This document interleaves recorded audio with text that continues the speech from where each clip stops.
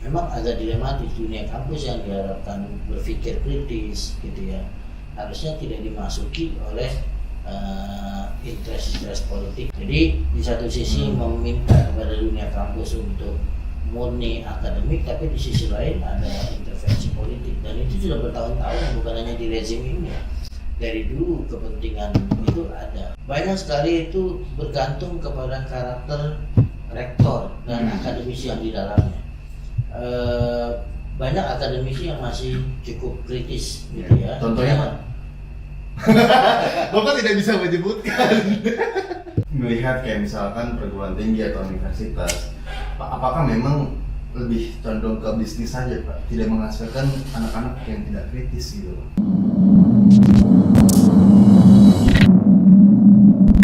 Assalamualaikum warahmatullahi wabarakatuh. Jadi masih bersama dengan saya Gasan Caki Kalbak dan Bapak Fuad di channel Down to Earth ID. Oke nih Pak, ini tadi kan kita udah bahas tentang teror game, lalu ada rasisme di Amerika. Ini sebenarnya saya tertarik dengan politisasi di akademik nih Pak.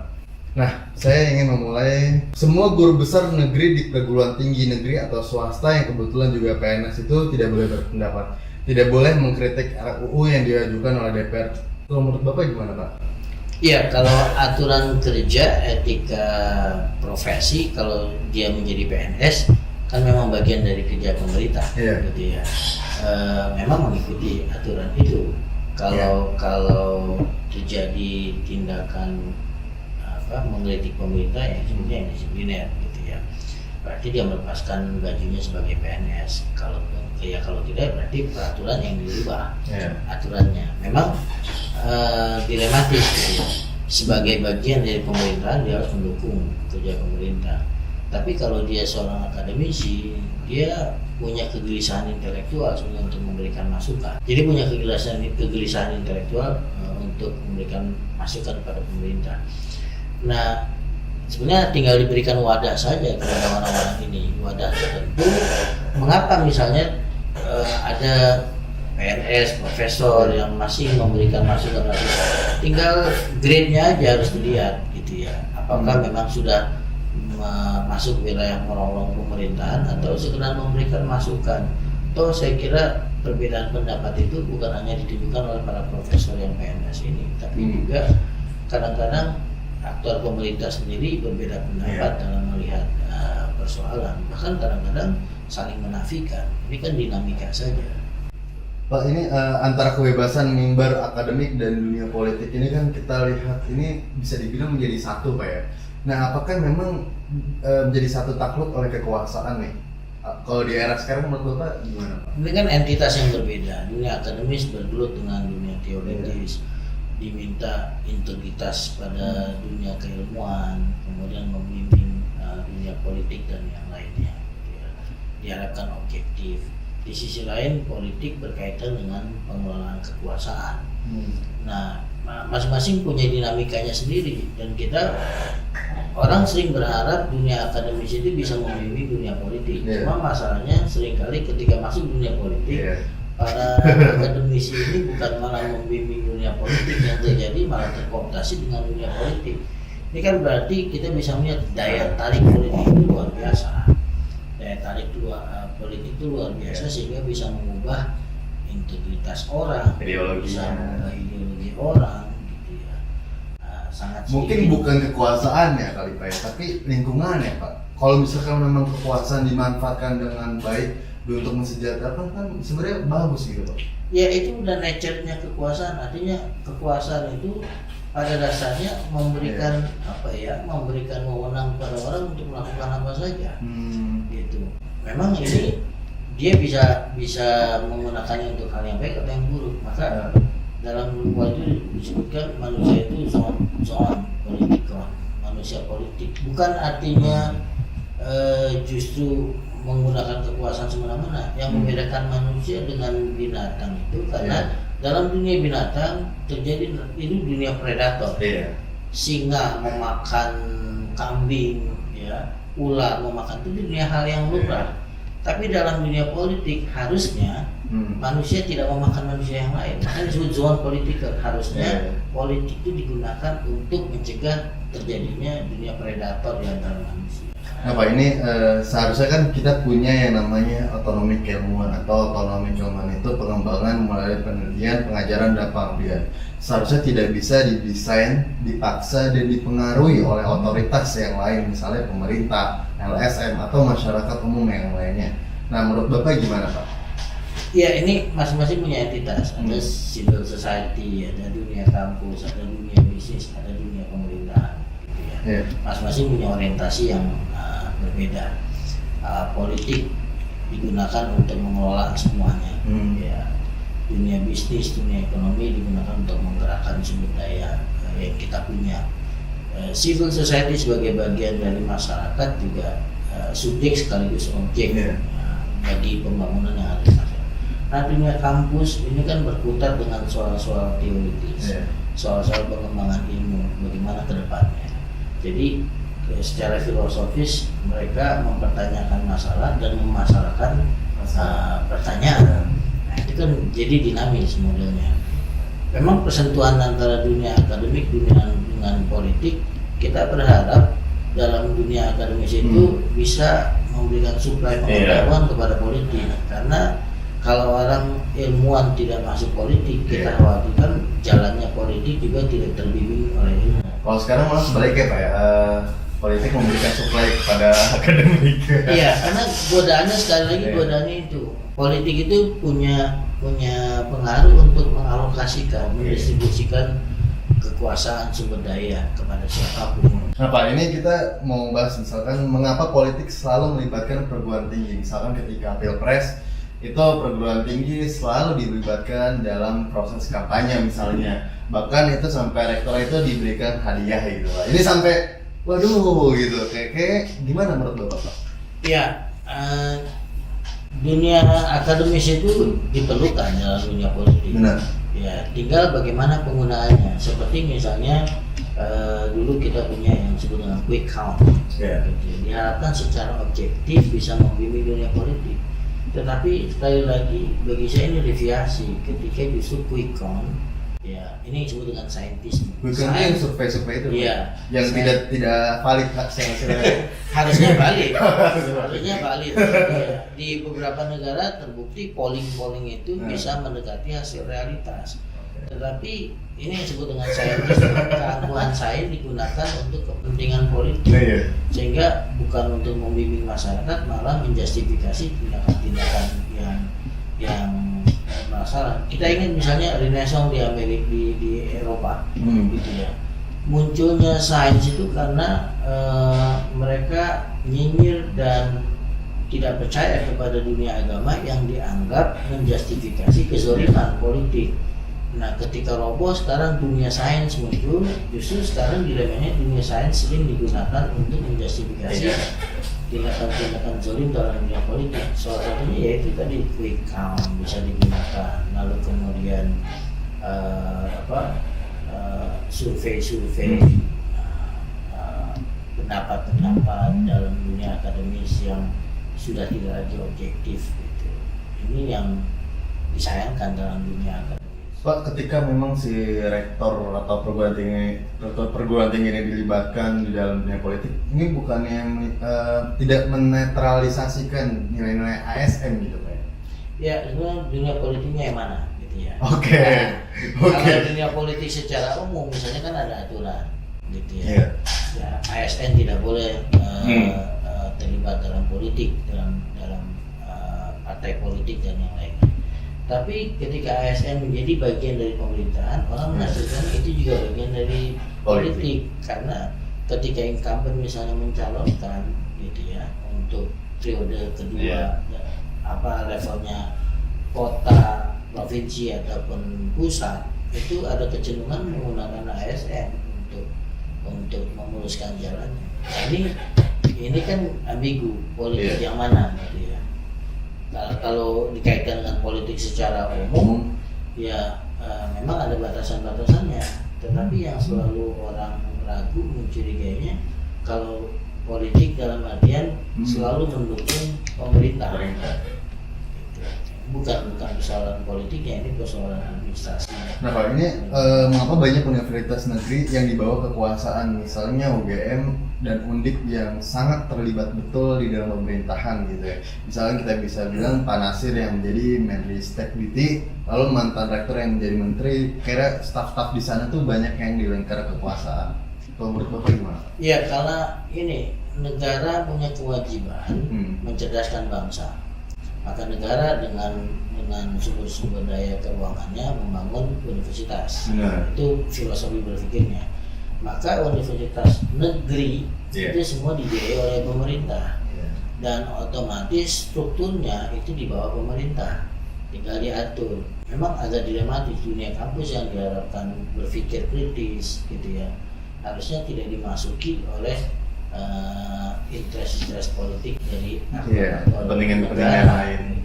Tapi contoh sederhana saja, ketika pemilihan rektor misalnya menteri pendidikan punya suara yang luar biasa besarnya, 35% gitu ya, satu orang. Nah, itu kan berarti intervensinya cukup tinggi. Jadi di satu sisi meminta kepada dunia kampus untuk murni akademik, tapi di sisi lain ada intervensi politik, dan itu sudah bertahun-tahun, bukan hanya di rezim ini. Dari dulu kepentingan itu ada. Mungkin alasannya karena ingin mengamankan aset negara. Nah, yang tentang menentukan rektor nih Pak, ini kan sebenarnya bukan seharusnya dilibatkan dengan senat ya Pak, bukan tidak ada intervensi dari pemerintah gitu Pak. Ya itu aturannya yang harus dirubah. Aturannya kan dibuat bersama antara eksekutif dengan legislatif gitu, dan itu dibuat sudah. Jadi kalau mau ya dirubah aturannya. Kita nggak bisa kalau aturannya tidak dirubah. Memang sudah ada perubahan, misalnya dekan atau rektor bisa dibuka secara publik, tidak mesti dari orang dalam. Sebenarnya nggak apa-apa juga ya, kayak misalkan dalam kedewasaan politik, kedewasaan dalam berdemokrasi itu nggak apa-apa ya, misalkan si rektor ini masih di pemerintahan gitu Pak, dan juga seharusnya melepaskan atribut-atribut dari perguruan tinggi, seharusnya Pak ya, ini malah ada keterlibatan langsung gitu Pak. Ya kalau ini sekali lagi undang-undangnya, ya kalau dia pejabat karir gitu ya, dia mau nggak mau ya bagian dari ASN karena ditempatkan oleh pemerintah. Kalau universitas negeri, makanya beda dengan di negara-negara maju, di Amerika dan yang lain. Yang maju itu universitas swasta bukan negeri. Harvard misalnya itu universitas swasta bukan negeri, ya, sehingga kebebasan berpendapatnya itu lebih terjamin, bukan politik dalam artian pemerintah yang ada, tapi lebih terbuka. Civil society ini itu kuat. Beda dengan misalnya di kita dan karena negeri itu subsidi total biaya pemerintah, maka bisa murah, gitu ya, kompetitif, gitu ya, dan semua diberikan oleh negara. Nah, sementara swasta bisa hebat betul, bisa hancuran gitu, karena berharap pembiayaan itu dari masyarakat. Oke, mungkin melihat gambaran sekarang Pak perguruan tinggi yang kebetulan Bapak juga menggeluti dunia akademisi dari zaman 98 mungkin Pak ya sampai zaman sekarang tuh gimana Pak? Apakah dinamis atau ada laju yang berbeda gitu?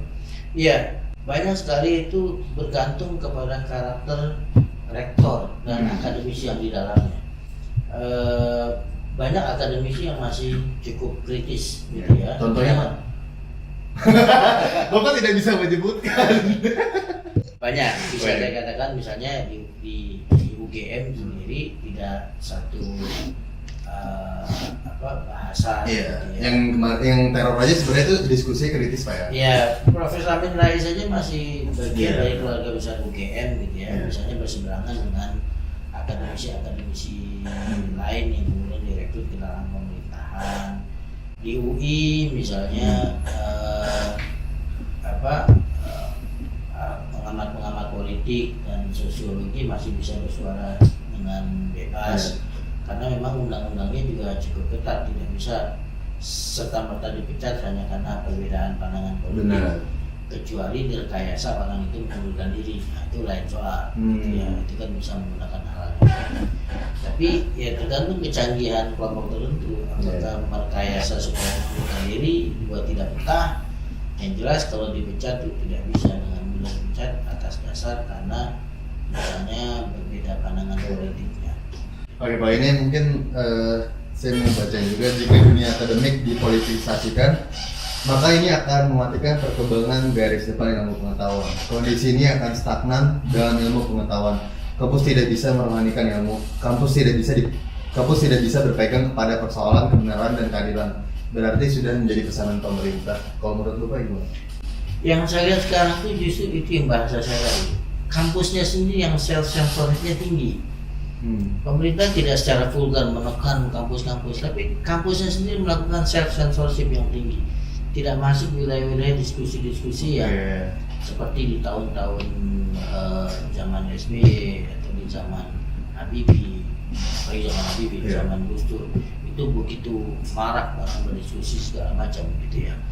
Nah, saya kira bukan dari pemerintahnya, justru gutnya, nyali dari kampus-kampus. Tapi kan nyali kampusnya ini melihat ya balik lagi ke nuansa kebatinan dari pemerintah. Kalau misalkan kritik yang ada nanti di framing dari misalkan dari media atau apa, di framing buruk. Ya udah, makanya kampus ini tersebut mencari lebih aman gitu Pak.